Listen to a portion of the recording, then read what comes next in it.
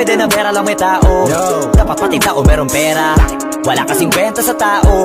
Kung yung tao walang kinikwenta. Kaya ginawa ko na ginawa yung pitaka. Pinataba na pinataba para naman mapabilib yung mga nang maliit. Malamang hindi mo trip kasi di mo kasing astig. O baka hindi mo na-gets kasi di ka naging astig. Galing streets kaya wala kasing astig. Bakit iniikot ang landas? Saan ba to papunta? Sigurado ba ang ruta?